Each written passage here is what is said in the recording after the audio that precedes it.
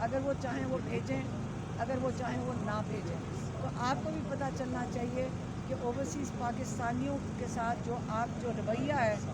اس کے بعد آپ پاکستان ان کے محنت کے پیسے سے آپ پاکستان ان کے پیسوں پہ کھڑا ہے، بنسبت اس کے کہ آپ سمجھیں کہ کسی لون لے کر جو آپ بینکوں سے لون لیتے ہیں اس کے اوپر پاکستان نہیں چل رہا، ہمارے اپنے لوگوں کی محنت سے چل رہا ہے. تو یہ ان کا پیغام تھا. اور دوسرا میں آپ کا بتا دیں، ہاں، لیکن دوسرا میں آپ کو بتا دوں جو آج کا کیس تھا، آج کا کیس جو القادر کا تھا، آج وہ کنکلوڈ کر رہے تھے. اور آج یقین کریں بڑا بڑا دکھ ہوا، کیونکہ ہمیں یہ بھی پتہ ہے کہ قاضی فائز عیسیٰ نے، آپ کو یاد ہوگا ایک دفعہ انڈیکیشن دے دی تھی یا ان کو اشارہ دے دیا تھا جج کو کہ آپ نے کیس کوئی اور ہو رہا تھا سپریم کورٹ میں، منال کا کوئی کیس تھا جس میں قاضی فائز عیسیٰ، کیونکہ ہر ایسے کام میں قاضی فائز عیسیٰ کا نام ہمیشہ یاد رکھا جائے گا. اس نے یہ کہہ دیا تھا کہ یہ خدشات ہیں کہ یہ جو پیسے تھے $190 ملین جو ملک ریاض نے پاکستان دیے تھے سپریم کورٹ کے اندر، یہ پیسے شاید چوری کے ہوں، یہی کہا تھا نا اس نے. تو اب اس کو بیسس بنا کر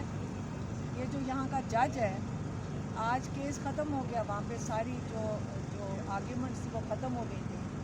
اور آپ کو میں یہ بتا دوں کہ پکا فیصلہ کیا ہوا ہے، جج سے لگ رہا ہے کہ پیر والے دن یہ ان کو سزا عمران خان کو اس کیس میں دے دیں گے. اور یہ بھی میں بتا دوں کہ آج جو ہم نے سنا ہے اور بہت دکھ ہوا ہے، ہم آپ کو یہ بتا دیں بہت دکھ ہوا ہے سن کے کہ آج یہ پتہ چلا ہے کہ اگر آپ وزیر اعظم ہیں پاکستان کے، اور اگر آپ لوگوں کی کوئی بھلائی کے لیے پروجیکٹ کرنا چاہتے ہیں جیسے القادر یونیورسٹی جس میں سارے جو اسٹوڈنٹس ہیں وہ مفت ان کو تعلیم مل رہی ہے، اگر آپ یہ کام کرنا چاہیں گے تو آپ کو اس چیز کے لیے پاکستان میں سزا ملے گی. یہ اگلے